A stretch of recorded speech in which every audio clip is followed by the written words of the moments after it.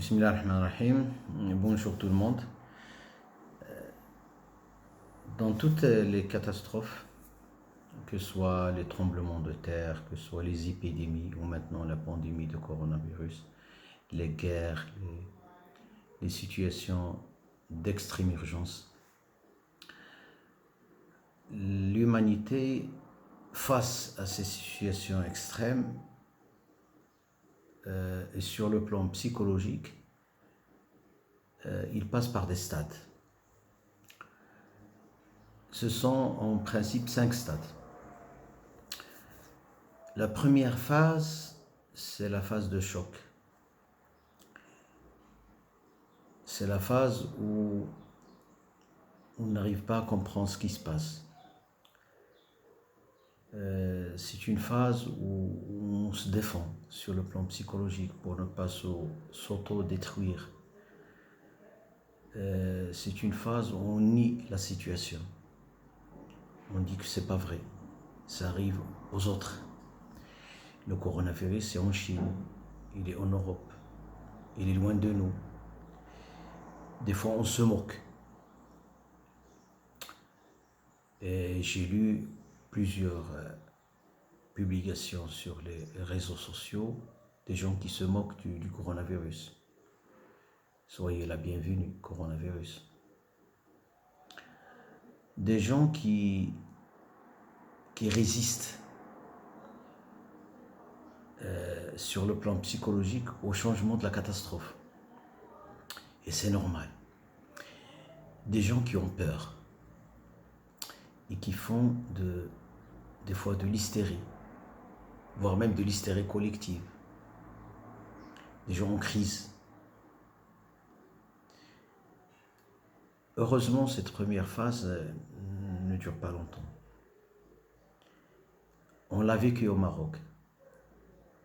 On a vécu quelques comportements qui font preuve de la première phase.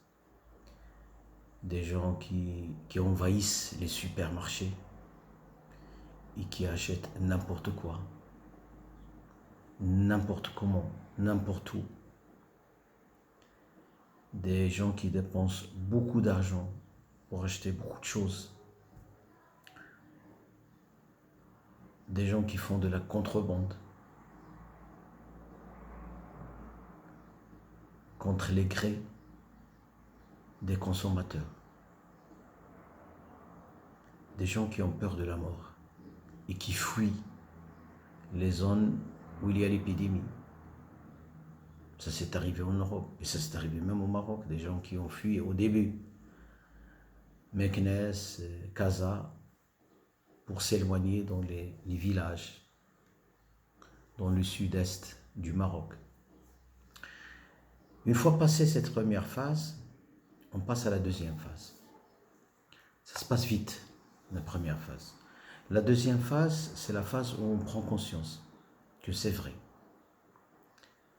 que c'est une catastrophe qui nous est arrivée. On prend conscience de la situation. On commence à lire dans les médias, à écouter les gens qu'ils disent. On commence des fois à déprimer, à avoir peur. On commence à prendre conscience de l'entourage, de notre famille. La peur de perdre quelqu'un d'aimé. C'est une phase où on commence à avoir des sentiments de peur de n'importe quelle catégorie, des angoisses, des crises d'anxiété, le stress qui envahissent les gens, voire même des crises de troubles paniques, la sensation de mort imminente. Le problème, c'est qu'il y a des gens qui restent dans cette phase et qui tombent malades. Mais il y a des gens qui passent cette phase. Et c'est normal. La troisième phase, c'est la phase de transformation. transformation de la vie, les transformations cognitives, la transformation du quotidien. On sait que dans la vie quotidienne, hors catastrophe, on ajourne beaucoup de choses qui, en principe, on devrait les faire.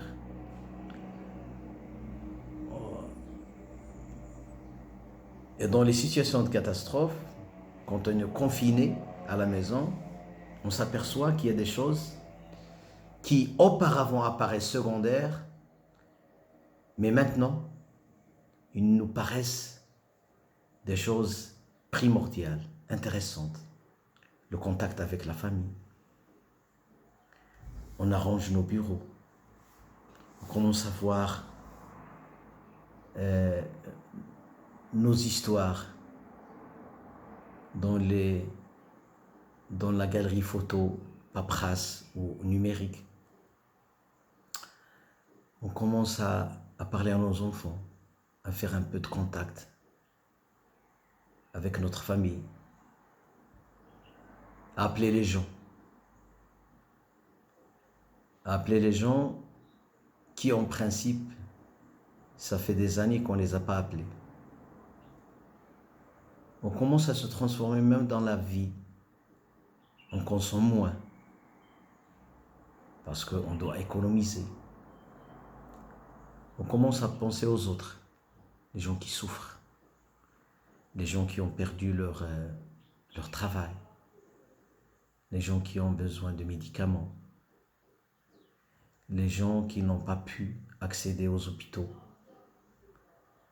Car dernièrement, on a vécu dans nos gardes de chirurgie en principe, d'après ce que je vois des complications chirurgicales que ça fait très longtemps que je n'ai pas vues, parce que les gens n'arrivent pas à arriver à l'hôpital pour les problèmes de transport. Et les gens commencent à transformer leur vie sur la réalité des choses. La quatrième phase, c'est la phase d'engagement. C'est la phase où on est engagé dans cette situation de catastrophe. On reçoit et on donne. On fait de l'anticipation cognitive et de l'anticipation dans le travail. On arrive à bricoler dans notre vie. On a vu que les Marocains ont fait plein de choses. Ils ont inventé des petits respirateurs, des bavettes.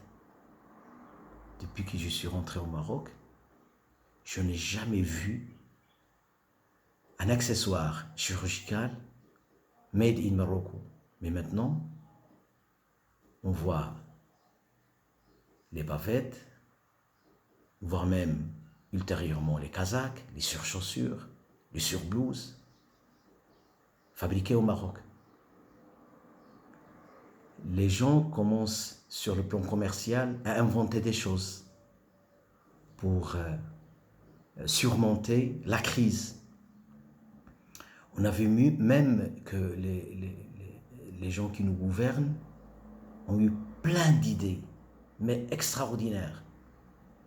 Le fait de donner à 14 millions de personnes une petite somme, oui, c'est vrai, une petite somme. Mais c'est une belle idée pour aider ces gens-là qui ont perdu leur travail. Et la cinquième phase, maintenant on vit cette phase, la quatrième phase, on la vit. Le problème, il y a des gens qui sont à la deuxième phase.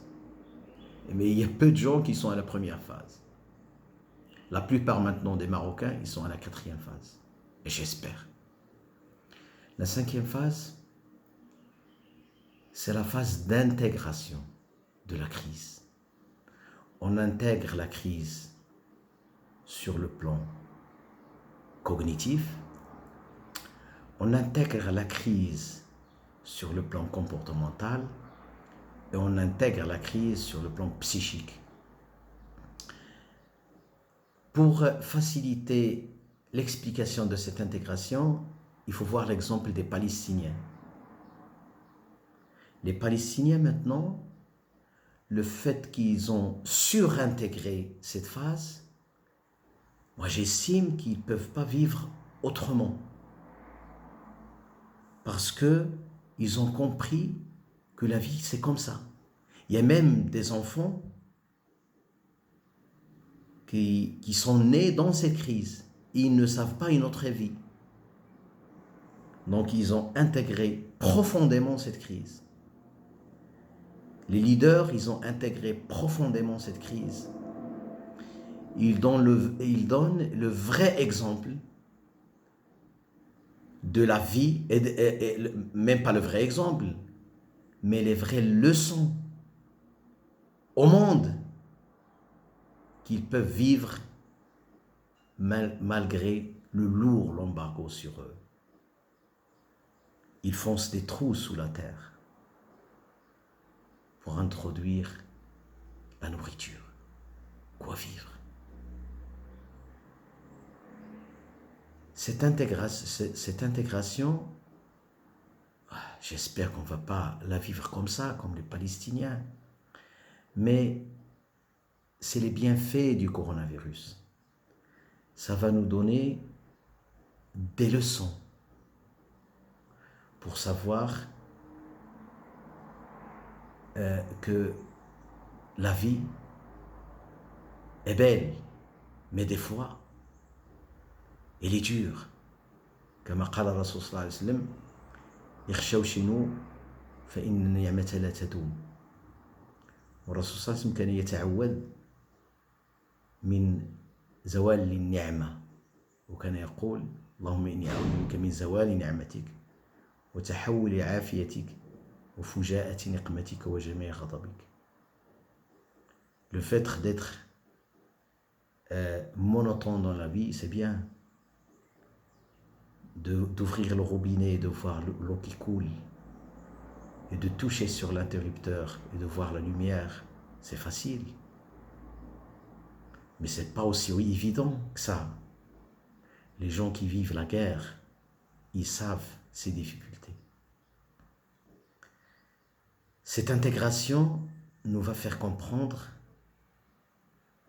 que les Marocains, ils doivent vivre solidaires. Ils doivent s'engager dans la vie afin d'avoir une industrie qui est indépendante. Parce qu'on sait que beaucoup de choses, on les importe de l'étranger. Et dans cette crise, on va comprendre ça. Et j'espère. Assalamu alaikum wa rahmatullahi wa barakatuh.